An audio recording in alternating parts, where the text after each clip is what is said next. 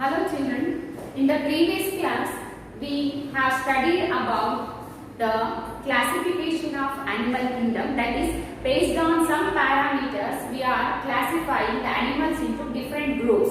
Okay, see, among those parameters we have studied three different parameters, isn't it? First one is habitat. Based on the habitat also we are classifying the animals into different groups. And second one we studied based on cellular organization, based on the body structure, if they are made up of cells or they are made up of tissues or they are made up of organs or organ system. Based on that also, on that parameter also we are classifying the animals into different groups, isn't it? And the third factor or the third point is, third parameter is, that is body plan. Okay, based on the body plan also we are classifying, we have classified the animals into different groups. Okay, see now based on the body plan we see the cell aggregated body plan and also the tube within a tube body plan. Okay, and see some blind spot body plan. So like this we see different types of body plans. Based on that parameter we are classifying the organisms into different groups. Okay, and now I am going to teach you some more parameters are used to differentiate or to classify the animals into different groups. Okay, the fourth parameter is, fourth one, so we have seen already habitat, isn't it? Habitat and cellular organization we have seen, cellular organization we have seen. Okay, and third one is body plan, we have seen body plan. And fourth one, now we are going to study another parameter, that is body symmetry. Body symmetry. So what is the meaning of body symmetry? The parts, the internal parts which are found in the body of the organisms. So arrangement of parts, internal parts in the body of organism is called as symmetry. Arrangement of internal parts or internal organs inside the body of a particular organism. So that is known as symmetry. Okay.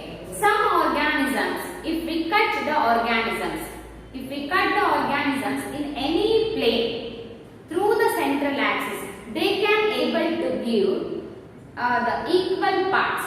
Okay, if we cut the body of a particular animal, some of the animal they give equal parts and some they do not give the equal parts. Okay, so that is known as symmetry. Symmetry means arrangement of internal body parts.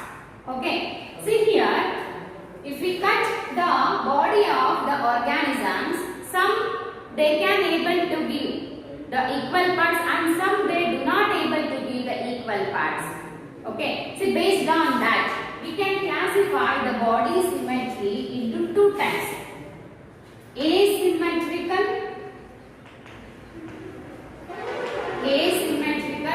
and symmetrical. Asymmetrical and symmetrical. Okay, asymmetrical and symmetrical. Asymmetrical means the organism's body, if we cut the body of the organism, that is not giving rise to equal parts. We don't get equal parts when we cut the body of those organisms. So these organisms, those are called as asymmetrical organisms. Okay, ಯಾವ plane ಅಲ್ಲಿ cut ಮಾಡಿದ್ರು ಕೂಡ we don't get the equal parts. So such organisms are called as asymmetrical organisms. Example, amoeba. Example, amoeba. And adult snail. Adult snail. Amoeba. Amoeba, it doesn't have definite structure, isn't it? If we cut the body in any plane, we don't get equal parts. Okay, such organisms are known as asymmetrical body structure they have. Okay, and adult snail. See, snail. See, this is the body of snail. Okay, this is the body of snail. It has a shell on its body, isn't it? It has shell on its body. Here in adult snail we can see asymmetrical form of body parts. That means if we cut the body we can't get equal parts, because as the snail grows, okay, as the snail grows, the body parts are also grows inside this shell. Okay, some of the body parts are also growing, are also forming inside the shell. If we cut the body, we can't get to equal parts. But in case of larva of snail is bilaterally symmetrical. That means if we cut the body of that larva in one plane, in any one plane, there in a definite plane, there we can get two equal parts. But does not occurs in case of adult snail. Okay, the body parts are going to grow or develop inside this shell also. So that's why we can't get the equal parts in this. See, these two animals, they are showing asymmetry. Okay, in case of symmetrical organisms, here if we cut the body of those organisms which are showing symmetry, then we can get the equal parts. See, here symmetry can be classified into three different types. Three different types of animals we can see. Okay, see, first one is universal symmetry. Universal symmetry we can see. Okay, and radial symmetry we can see. Radial symmetry, and another one is bilateral symmetry. Bilateral symmetry. Okay, so what is meant by universal symmetry?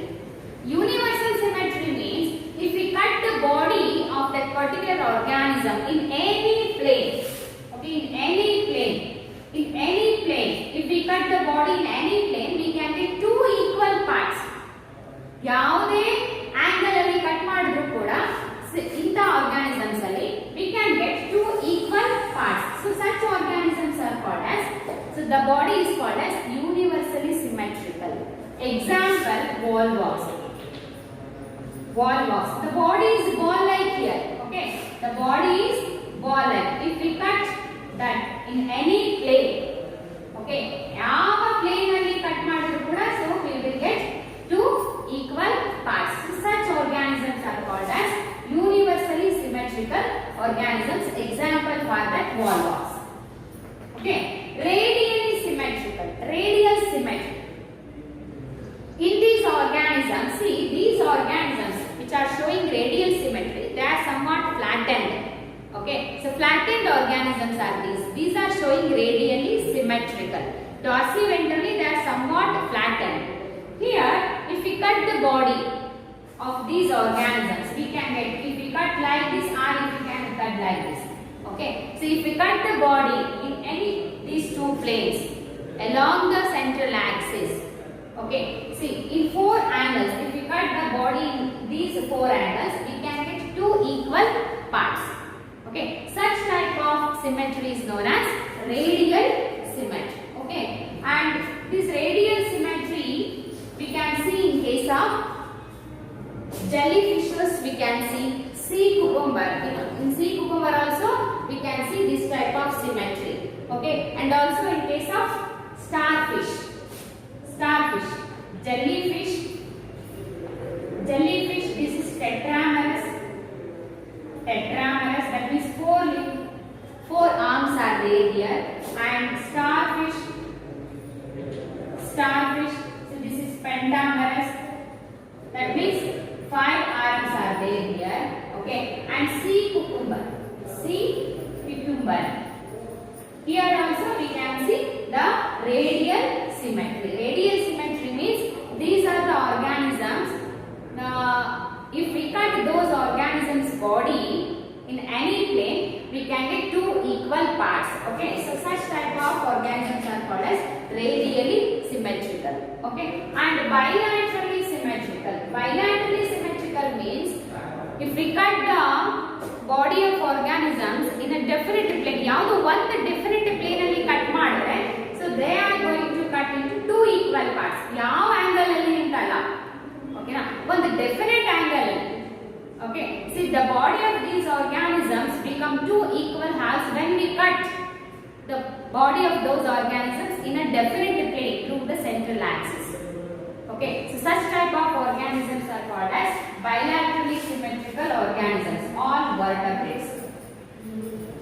all vertebrates comes under the bilaterally symmetrical. We are the human beings, we also bilaterally symmetrical.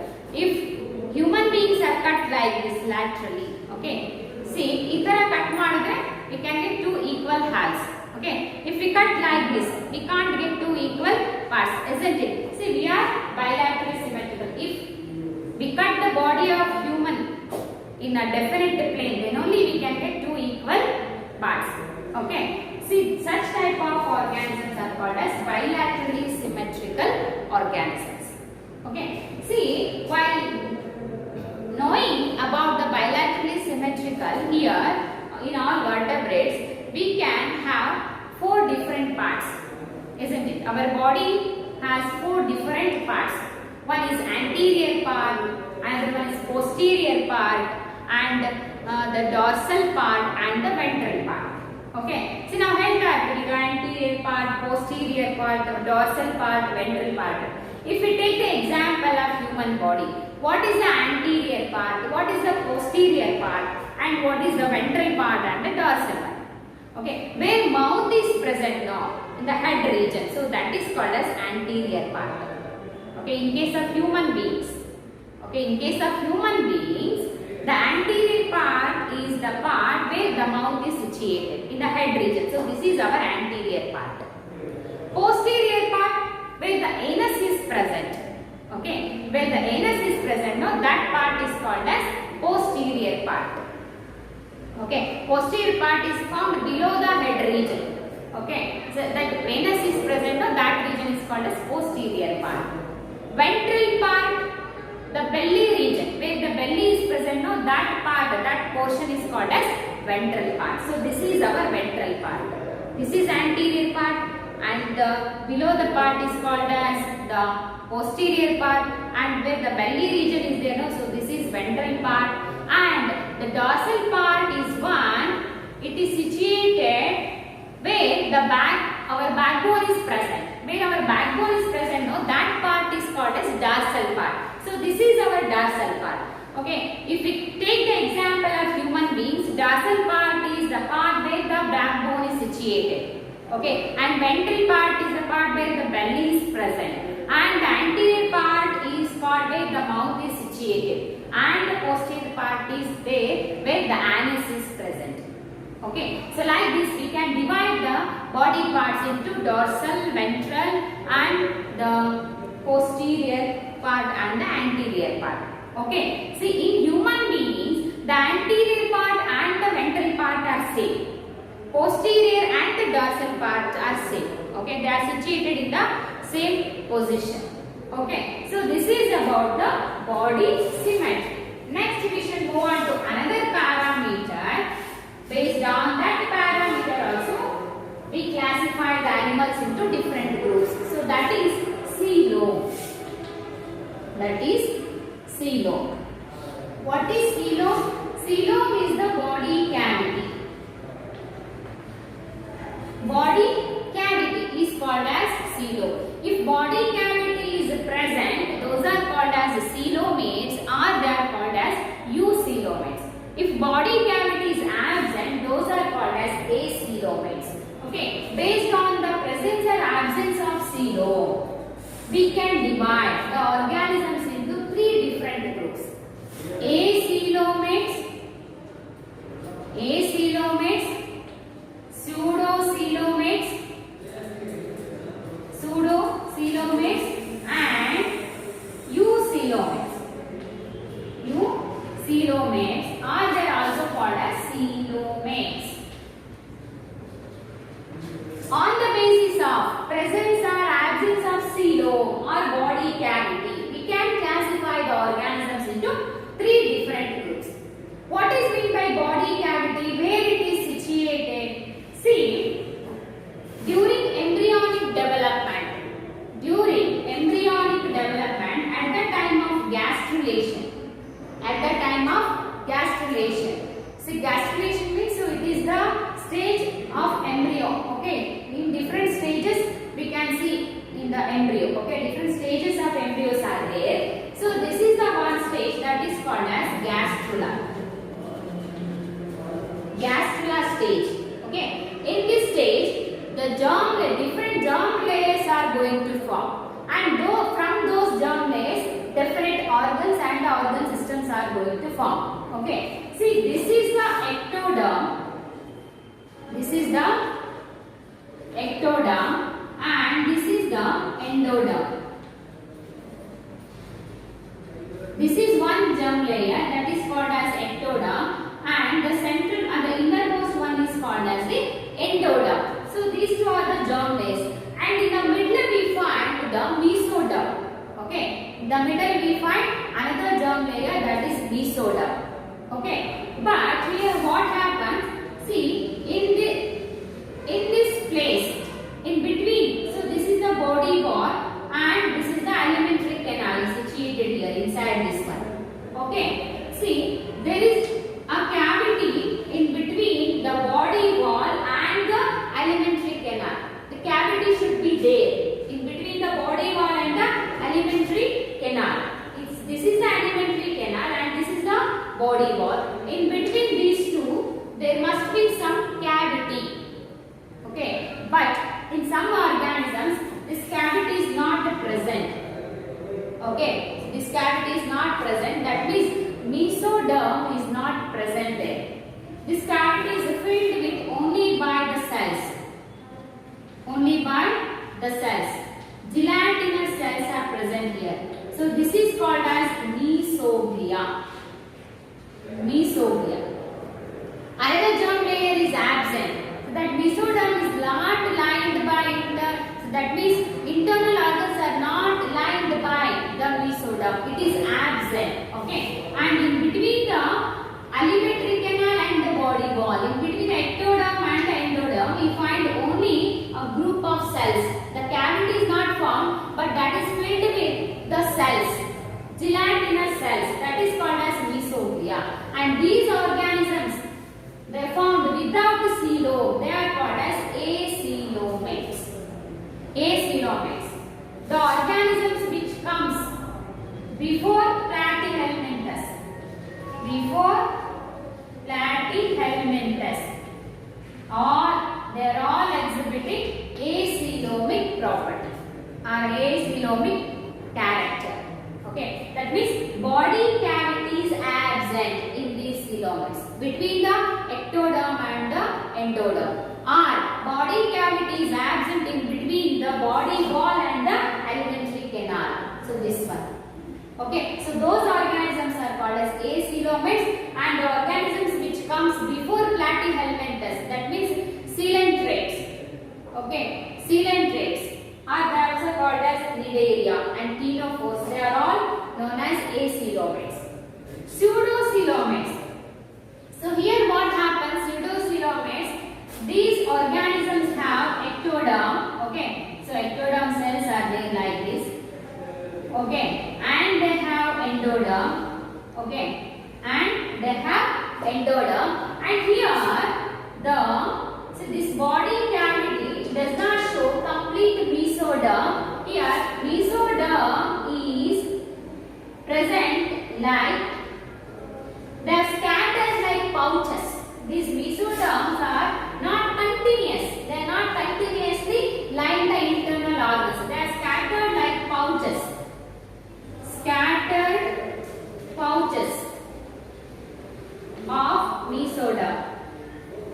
Okay. So if mesoderm is present like this in these organisms, so mesoderm is present but is not continuous. Okay. It is scattered like pouches. So such organisms are called as pseudocoelomates. Pseudo means false. Pseudo means false. If mesoderm is present but it is not clear, it is not clearly developed. Okay, so that's why these organisms are called as pseudocoelomates. If it is present but it is not clear in its structure. So that's why they are called as pseudocoelom is found in these organisms. So example, Ascalmenthes. Ascalmenthes. Ascalmenthes. These organisms comes under the pseudocoelomates.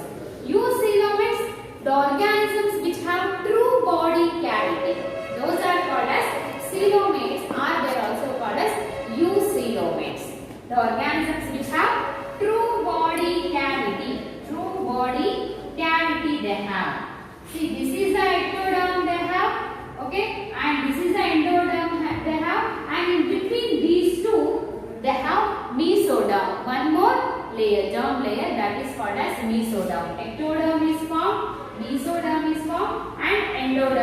also formed in these organisms.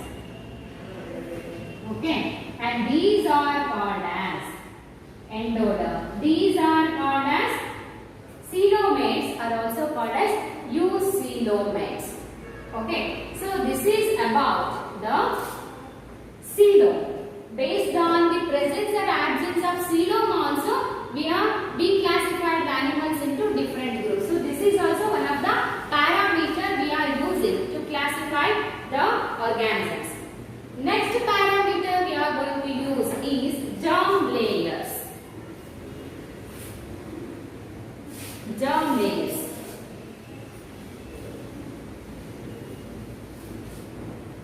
Fifth one is coelom.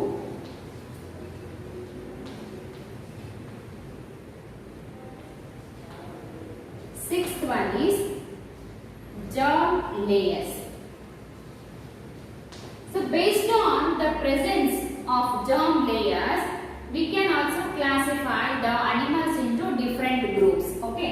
So germ layers, they are going to form at the time of gastrulation. Germ layers are going to form at the time of gastrulation. So different developmental stages we can see during the development of embryo, isn't it? First, morula is going to form. After the zygote formation, it undergoes repeated mitotic division and it forms the morula. And after the morula, again it undergoes mitotic divisions. Some more cells are going to form and a ball-like structure is going to form, that is blastula. After the blastula, okay, one more enzyme stage is come, that means embryonic stage will come, that is known as gastrula. Okay, during the formation of gastrula, okay, so at that time 3 germ layers are going to form. 3 germ layers we can see. 3 germ layers are going to form during gastrulation. First one is ectoderm. And middle one is mesoderm. And third one is endoderm. First endoderm is going to form and then mesoderm and then ectoderm is going to form. Okay, these 3 germ layers, after the formation of these 3 germ layers, each germ layer is responsible for giving organs and the organ system in the embryo. Okay, slowly the organs and the organ systems are going to form by these 3 germ layers. Okay. So based on the presence and absence of these 3 germ layers, we can classify the animals into 2 groups. Okay, diploblastic and triploblastic. Based on the presence and absence of these germ layers, we can classify the organisms into diploblastic and triploblastic organisms. Based on the presence of number of germ layers in the organisms, we can classify them into 2 groups. Okay, diploblastic organisms, they contain ectoderm and the endoderm. If the organisms have ectoderm and the endoderm,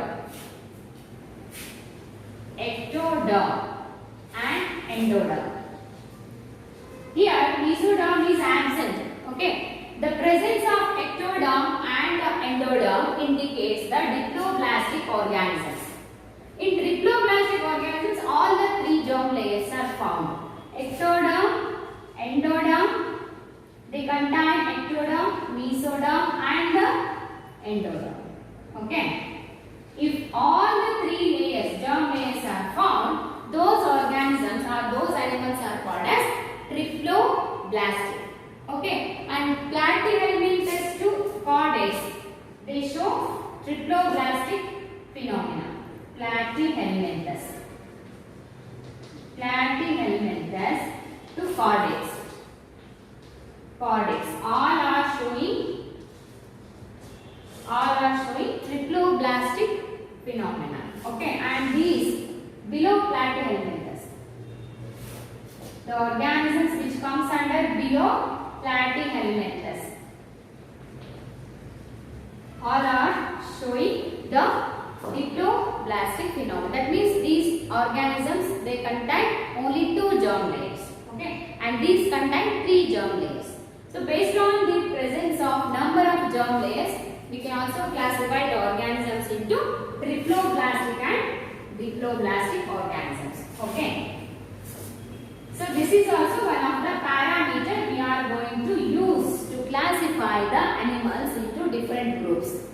Another parameter we are going to take, so that is called as metamerism. Metamerism. This is also one of the property or parameter we are going to use to classify the animals. Okay. Metamerism means here what happens, body is going to divide into small segments both internally and externally. So that is called as, that phenomenon is called as metamerism. Okay, here internal structures are also going to repeat in each every segments.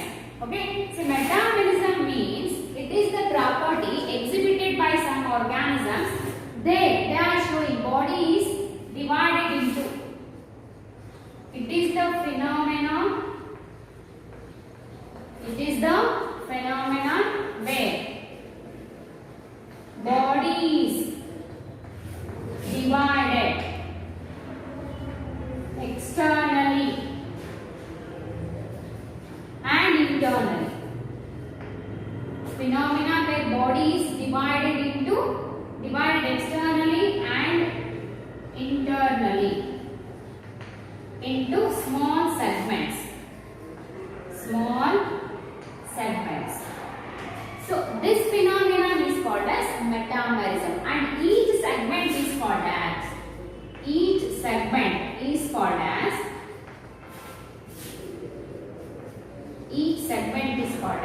metamer. Metamer. Okay, each segment. So this type of phenomenon we can see in case of annelids, that is in earthworm. Annelids. Example, earthworm we can see. In earthworm also we can see. In millipedes also we can see. Okay. See this type of segmented body. See, assume this is an earthworm. So we can see the segments. Okay, on the body surface. Okay. See here. This type of segments we can see on the body surface. So if the body of these organisms, these segmented that phenomenon is called as metamerism, and each segment is called as metamer. Each segment. Okay, and the body is internally and also externally they are divided. Internally also divided and externally also divided. Externally we can say these are segments, and internally also these organs, internal organs also divided by the septa. Septa. Okay, internal organs also divided here. The body divided internally and externally here. So such type of phenomenon is called as metamerism. Okay, and these organisms are exhibiting the metamerism character. Okay, and in vertebrate also we can see the internal division. That means in human beings also organs are separated. You know, the vertebral column is separated, isn't it? And the ribs are also separated, isn't it? So like this, internally also our body divided, okay, into different parts in vertebrates. Okay, in case of arthropods, external segmentation we can see. Externally segmented body we can see, but internal segmentation we can't find. Okay, in annelids both externally internally segmentation we can see. In vertebrates both internal segmentation we can see. In case of arthropods, only externally the body is segmented into different types: prothorax, mesothorax, metathorax. So like this we can see the body segmentation. So based on the metamerism also we can classify the animals into different groups. Okay, and some more parameters are there. So those we can see in our next class. Here in this session we studied about some of the parameters like the body symmetry, coelom and germ layers and the metamerism. See, all these are